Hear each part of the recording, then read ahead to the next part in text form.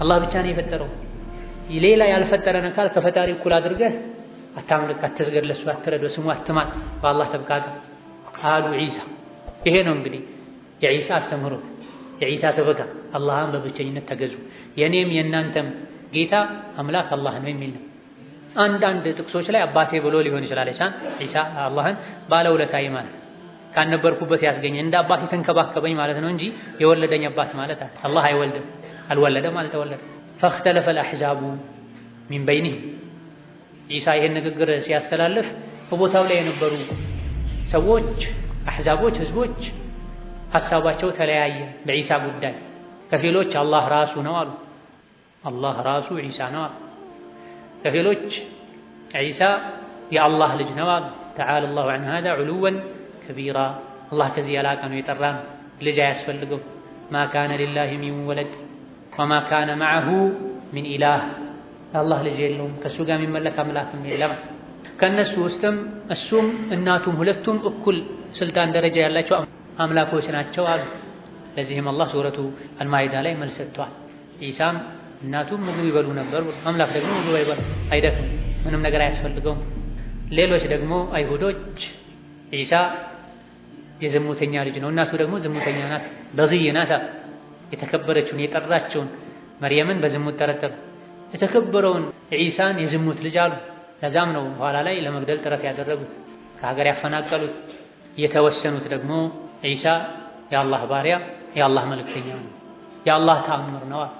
በተአምራዊ መንገድ ስለተፈጠረ እሱ ራሱ አይደለም እኮ መደነቅ ያለበት፣ አድራጊው ነው፣ አላህ ነው መደነቅ ያለበት። ዒሳ በነብይነት በመልእክተኝነት መወደድ መከበር አለበት። ليس من يقطع طرقا بطلا إنما من يتقي ኢየሱስ ዒሳ ለዕልሙ ሊሳዓ የቅያማ ምልክት ነው። ምክንያቱም አንቀጹ ሲያቁም ሊሓቁም ሲባቁም ስለ ዒሳ ነው የሚያወራው። በዚህ መሃል ቁርአንን ጣልቃ ከማስገባት ይልቅ አው ቁርአንም ልክ ነው፣ ቅያማን ያሳውቃል፣ ያብራራል። መቼ እንደሆነች ቀኗን እንጂ የማይናገረው ምልክቶቿን ይዘረዝራል። የዕለቱን አስከፊነት ከባድነት ያብራራል። ይሄም ልክ ነው። እዚህ ግን የተፈለገው ዒሳ ማለት ነው። ቅያማ ሊቆም ሲል ከሰማይ ይወርዳል። በዒሳ የማያምኑ ከሃዲ የነበሩ እነሱ ግን አምነናል የሚሉ እምነታቸው የተዛባ ዒሳ ማለት አምላክ ነው፣ ዒሳ የአላህ ልጅ ነው ሲሉ የነበሩ ያኔ በዒሳ ያምናል፣ ግን አይጠቅማቸው። በል ከዚህ ከፍ ባለው መልኩም በሌላ የቁርአን አንቀጽ ላይ ወኢን ሚን አህሊል ኪታቢ ኢላ ለዩእሚነነ ቢሂ ቀብለ መውቲህ ወየውመል ቂያመቲ የኩኑ ዐለይሂም ሸሂዳ ይላል። ይሄ ለእያንዳንዱ ዒሳን ወዳለሁ ለሚል ሰው ሊደርስ የሚገባው የቁርአን አንቀጽ።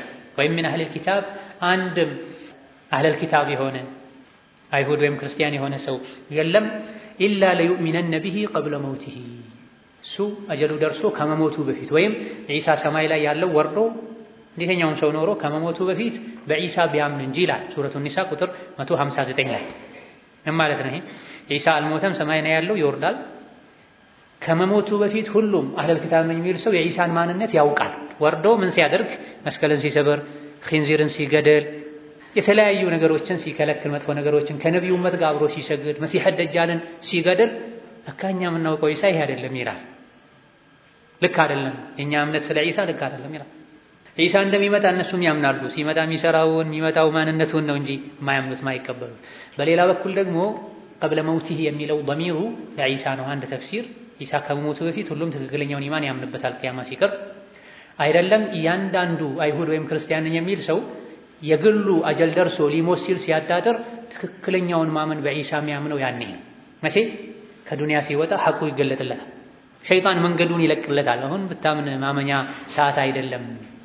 የሰው ልጅ የሞት ጣር ከያዘው በኋላ ቢያምን ማመን አይጠቅም። ስለዚህ ሸይጣን ሲያሸው ሲጋልበው ቆይቶ ልክ ሰከራተል መውት ሲይዘው መንገዱን ይለቅለታል። የሶራጠል ሙስተቂምን መንገድ ጋርዶበት የነበረውን ዞር ይለታል። ይሄኔ ይታየዋል ሁሉ ነገር ተገልጦ። ዒሳን ማምለኩ ልክ እንዳልነበር፣ ዒሳ የአላህ ልጅ እንዳልነበረ እያንዳንዱ የዒሳ ተከታይ ነኝ የሚል ካፍር ጣረ ሞት ላይ ሲሆን በዒሳ ትክክለኛውን ማመን ያምናል። ያኔ ዒሳ ምንድነው? የመርየም ልጅ ነው፣ የአላህ ባሪያና መልእክተኛ ነው። ከአምላክነት አንዳች ድርሻ የለውም። ሸይጣን ተጫውቶብኝ ነው ይላል። ወየውመል ቂያመቲ የኩኑ ዐለይሂም ሸሂዳ፣ የቂያም ቀን ግን ያጋሩ እሱን አምላክ የአምላክ ልጅ ይሉ የነበሩት ላይ በሙሉ ይመሰክርባቸዋል። ማን አምልኮ አላችሁ ይባላል። ዒሳን አላህ ይጠራቸዋል ሰው በተሰበሰበበት። መርየምን እንደዚሁ አንተ ቁልተ ሊናስ ኢተኺዙኒ ወኡሚየ ኢላሀይኒ ሚን ዱኒላህ። የሰው ልጆች በሙሉ በተሰበሰቡበት የቂያማ ሜዳ ላይ ኢየሱስ ሆይ አንተ ነህ እንደ እኔንም እናቴንም አምላክ አድርጋችሁ ያዙኝ ያልከው ብሎ ይጠይቃል። ቃለ ሱብሓነክ፣ ኧረ ጥራት ይገባ፣ ማይገባኝን ነገር እንዴት እላለሁ ብዬም ከሆነ ታውቃለህ። ከነሱ ጋር እስካለሁ ድረስ አላህን በብቸኝነት ተገዙ ከማለት ውጪ ምንም አላልኩም። ይሉና መጨረሻ ላይ ብትቀጣቸው ባሮችህ ናቸው፣ ይቅር ብትላቸው አንተ አሸናፊና ጥበበኛ የሆንክ ጌታ ነህ፣ ማንንም ፈርተህ አይደለም ይቅር የምትለው በጥበብህ ነው ይቅር የምትለው ይላል። ማ ቁልቱ ለሁም ኢላ ማ አመርተኒ ቢሂ አን ይዕቡዱ ላህ ረቢ ወረበኩም። በል ያልከኝም ብቻ ነው ያልኩት፣ የኔንም የእናንተንም አምላክ ተገዙ ነው ያልኳቸው። ከነሱ ጋር እስካለሁ ድረስ ስራቸውን ሁኔታቸውን አውቅ ነበር። እኔን ወደ ሰማይ ካወጣኸኝ በኋላ አንተን የሆነውን ነገር የምታውቀው ይላል። ራሳቸውን ያጠራሉ ማለት ያለ ወላዲት አምላክ አማላጅነት ዓለም አይደለም ይሉሃል። በዒሳ ካላመንክ የሳት ነህ ይሉሃል። በዒሳ አምናለሁ እኔ ዒሳ የአላህ ባሪያ የአላህ መልእክተኛ መሆኑ። ፈላ ተምተሩነ ቢሃ ወተቢዑን፣ በቂያማ ጉዳይ አትጠራጠሩ። ቂያማ እውነት ነው ይመጣል፣ ቅርብም ነው፣ ሩቅ አድርጋችሁ አትዩት። ፈላ ተምተሩን አትጠራጠሩ፣ ፈላ ተምተሩን አታስተባብሉ፣ ወተቢዑን ተውሂድ መንገድ ላይ ተከተሉን። ሃዳ ይሄ እኔ ያለሁበት ወደሱ የጠራኋችሁ ያለው ጎዳና ይዤላችሁ የመጣሁ ሸሪዓ ሲራጡን ሙስተቂም፣ አባታ ጎባጣ የሌለበት ያልተጣመመ ያልተጠማዘዘ ቀጥ ያለ መንገድ ነው። ወላ የሱደነኩም ሸይጣን፣ ሸይጣን እንዳያግዳችሁ፣ ሸይጣን እንዳያዞራችሁ ከትክክለኛው መንገድ ከሲራጡል ሙስተቂም አያታልላችሁ፣ አይሸንግላችሁ፣ ነገሮችን አያመሳስልባችሁ። ጥፋት ያጠፋው አደም ነው፣ ተውበት አድርጎ ተምሯል። ዒሳ ከስንት ዘመናት በኋላ መጥቶ ለኛ ብሎ ተሰቀለ አያስብላችሁ። ኢነሁ ለኩም ዐዱውን ሙቢን፣ ሸይጣን ለእናንተ ግልጽ ጠላት ነው፣ ዲናችሁን ያበላሽባችኋል። የግልጽ ጠላትነቱ ምልክትም አባታቸውን አደምን ከጀነት አታሎ አውጥቶ ወደ ምድር ያመጣው እናንተ እዚህ ምድር ላይ ተወልዳችሁ እንድትሰቃዩ ያደረጋችሁ እሱ። አደም ጀነት ላይ ነበር የሚኖሩት። ሁሉንም ዛፍ ብላ አንድ ዛፍ ስትቀር ተባሉ። ሸይጣን አታሎ ያችን ዛፍ አስበላቸው። ከዛ በኋላ ተባረሩ። ጀነት ውስጥ ገብቶ የነበረን አደምን አታሎ ያወጣ ሸይጣን ከጀነት ውጭ ያለህ ሰው ተመልሰ እንዳትገባ እንደሚጥር ምንም አትጠራጠር። ምቀኛ ስሜት እንድትከተል ያደርግሃል፣ ሐቁን ይጋርድብሃል። ወለማ ጃ ዒሳ በመጣ ጊዜ ቢልበይናቲ ግልጽ ማስረጃዎችን ይዞ ተአምሮችን ይዞ ወደ ህዝቦቹ በመጣ ጊዜ ቃለ ቀድ ጂእቱኩም ቢልሒክማ፣ ጥበብን ይዤላችሁ መጣሁ፣ ነቢይነትን ይዤላችሁ መጣሁ፣ የኢንጂል የወንጌል ምክሮችን ይዤላችሁ መጣሁ አላቸው። ወሊኡበይነ ለኩም በዕደ አለዚ ተኽተሊፉነ ፊህ፣ ከፊል የምትለያዩበትን የምትከራከሩበትንም ነገር ላብራራላችሁ ነው የመጣሁት አላቸው። ኢንጂልን ይዞ መጣ። በተውራት ጉዳይም ደግሞ ውዝግብ ነበረባቸው፣ ያንም ሊያብራራላቸው መጣ። በዕደ አለዚ ሁሉን ነገር አይደለም ማብራራላችሁ፣ ስለ ዲን የሚመለከተውን ነው ማብራራላችሁ። አሊያ ደግሞ አንዳንድ ሙፈሲሮች እንዳሉት በዕደ አለዚ ማለት በኢንጂል ከፊል ነገሮችን አብራራላችኋለሁ፣ ሌላውን ደግሞ በቃል አብራራላችኋለሁ አላቸው። ከሰማይ የወረደውንም ኢንጂሉንም ከዒሳ አፍ የተነገራቸውንም ሁሉንም ቀያየሩት፣ አዛቡት። በተለይ ዒሳ ወደ ሰማይ ካረጉ ከ300 ዓመት በኋላ የመጣው ጳውሎስ እነሱ ዘንድ ያለው ሌላ ነው፣ ተቃራኒ ነው። በሐቂቃው ግን ሼክ ሁሰይን ተይሚያ ሌሎችም እንዳሉት የክርስትናን እምነት ያበላሸው የቀየረው ጳውሎስ ከስሜታቸው ጋር እንዲሄድ አድርጎ ስለቀየረ ነው ጳውሎስን ባለውለታቸው አድርገው የሚወስዱት። ወሊኡበይነ ለኩም በዕደ አለዚ ተኽተሊፉነ ፊህ፣ የምትለያዩበትን የምትከራከሩበትን ከፊሉን ማብራራት የሚያስፈልገውን አብራራላችኋለሁ አላቸው።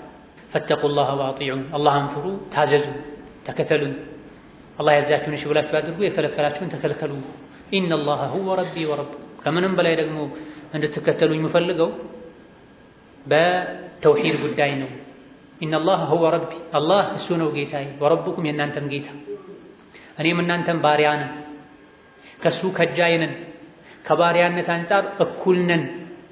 ከአላህ ውጪ የሚመለክ ማንም የለም። የአምላክነት መስፈርትም ያሟላ የለም። ሁሉም ከጊዜ በኋላ የመጣ ነው። ሁሉም ከአላህ ከጃይ ነው። ፈዕቡዱሁ፣ ስለዚህ የኔም የእናንተም ፈጣሪ አምላክ የሆነውን አላህን በብቸኝነት ተገዙት። አምልኮትን ለሱ ብቻ ጥርት አድርጉ። እሱንም ሌላ መገዛለሁ አመልካለሁ አትበሉ። ማይስተካከለውን አታስተካክሉ።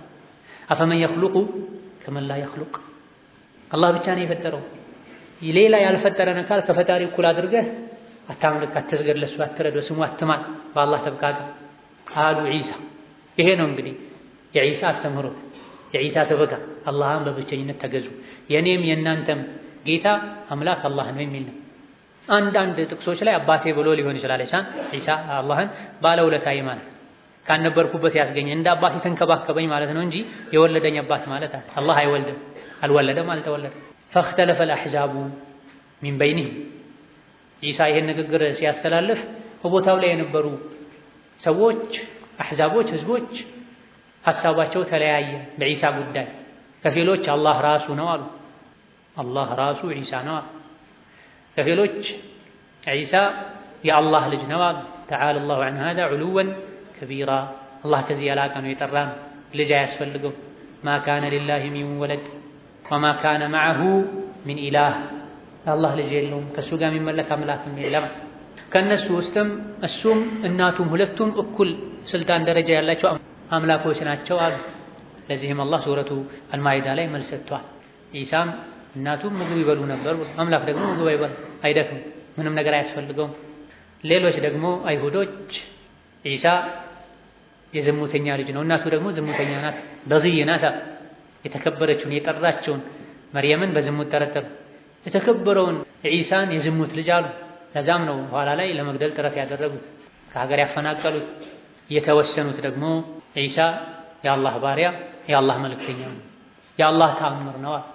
በተአምራዊ መንገድ ስለተፈጠረ እሱ ራሱ አይደለም እኮ መደነቅ ያለበት፣ አድራጊው ነው፣ አላህ ነው መደነቅ ያለበት። ዒሳ በነብይነት በመልእክተኝነት መወደድ መከበር አለበት። ላ ኑፈሪቁ በይነ አሐዲን ሚን ሩሱሊ፣ የአላህ መልእክተኛ ሆኖ የተኛውንም መልእክተኛ አናስተባበልም፣ በነብይነት በዒሳ እናምናለን። ፈወይሉን ሊለዚነ ዘለሙ፣ ለነዚያ ለበደሉ ወዮላቸው። ዙልም ማለት አንድ ነገር ያለ ቦታው ማስቀመጥ ማለት። ዒሳን ከአላህ ባሪያነት አውጥተው አላህ ነው ያሉ፣ የአላህ ልጅ ነው ያሉ፣ ታሊቱ ሰላተ የሥላሴ አንድ አካል ነው ያሉ፣ አልያ ደግሞ በተቃራኒው ዒሳ የዝሙት ልጅ ነው ያሉ በሙሉ ዛሊሞች ናቸው። እነዚህ በዳዮች ናቸው። ነገሩን በትክክለኛው ቦታ ያስቀመጡት ማናቸው? ዒሳ የአላህ ባሪያ የአላህ መልእክተኛ ነው፣ ያለ አባት ሁን በሚል በአላህ ቃል ከመርየም የተወለደ የሰው ልጅ ነው ያሉ። እነዚህ ነገሩን በቦታው አስቀምጠዋል። ከዚህ አውጥተው ግን አምላክ ነው፣ የአምላክ ልጅ ነው፣ የዝሙት ልጅ ነው ያሉ በድለዋል። ለበዳዮች ወዮላቸው። ሚን ዐዛቢ የውሚን አሊም፣ አሳማሚ ከሆነው ቀን ስቃይ ወዮላቸዋል። አላህን ተባረከ ወተዓላ ማይገባውን አለው ስላሉ ለአላህ ልጅ አይገባውም፣ አይደክምም፣ ከማንም ምንም አይፈልግም። አምሳያ የለውም፣ ልጅ ከወለደ አምሳያ አለው ማለት። ሀል የንዙሩና ይጠብቃሉ እንዴ ኢለ ሰዓ ሰዓቲቱን እንጂ ቅያማን እንጂ አን ተእትየሁም በግተህ በድንገት መምጣቷን እንጂ ወሁም ላ የሽዑሩነ ሳያውቁ ክደዋል። ሸይጣን ተጫውቶባቸዋል። በዒሳ ጉዳይ ተናግተዋል። ለመካ ሙሽሪኮችም ጭምር ነው፣ በየዘመኑ ላሉ ከሃዲዎችም ጭምር ነው ተብሏል። ሐቅ ተነግሯቸዋል፣ ተብራርቶላቸዋል። እነሱ አላመኑም፣ አልተዘጋጁም። ግልጽ ከሆነላቸው በኋላም አልተወበቱም። ከእንግዲህ እነሱ የሚጠብቁት ነገር የለም የቅያማን መምጣት እንጂ ቅጥፈታቸው ላይ ጥመታቸው ላይ እንዳሉ። ቅያማ ደግሞ የሚመጣው በግተ በድንገት ነው። ወሁም ላ የሽዑሩነ መቼ እንደሚመጣ ሳያውቁ ኩፍር ላይ ጥመት ላይ ክህደት ላይ የተሳሳተ እምነትና አመለካከት ላይ ሆነው ከመጡ ቅያማ ከመጣ መግቢያቸው እሳትና ጀሀነም ነው። የሰው ልጆች የተፈጠሩት ትንሽ ኖረው ሊሞቱ፣ ሁሌ ሞትን ሊያስቡ፣ ከዚህ ዱንያ ስወጣ ምን ይዤ ነው የምወጣው ሊሉ ይገባል። ምክንያቱም ቅያማ ሁለት ቅያማ ነው ያለው፣ ሰዓ ሁለት ሰዓ ነው ያለው። አንድ ጠቅላላው ዱንያ የምትፈርስበት የምትወድምበት ሰዓ አለ፣ አሰዓቱል ኩብራ ይባላል፣ ታላቁ ሰዓት ይባላል፣ በጅምላ ሁሉም የሚጠፋበት። ሌላ ደግሞ መለስተኛው ሰዓትና ቅያማ አለ፣ የእያንዳንዱ ግለሰብ የግሉ ሰዓትና ቅያማ ማለት። የሰው ልጅ ሞተ ማለት የእሱ ቅያማ ቆመ ማለት። ይሄ ሁለቱም ሰዓ በድንገት ነው የሚመጣው። የታመመ ሁሉ አይሞትም፣ ያልታመመ ሁሉ አይኖርም። ከዚህ ሁሌም የሰው ልጆች ለቅያማ ሊዘጋጁ የጌታቸውን መመሪያ ሊቀበሉ ሊተገብሩ ይገባል። هذا والله تعالى أعلم። የዛሬ ደርሳችን እዚህ ያበቃል። ወቢላሂ ተውፊቅ። ወሰላሙ አለይኩም ወረሕመቱላሂ ወበረካቱሁ።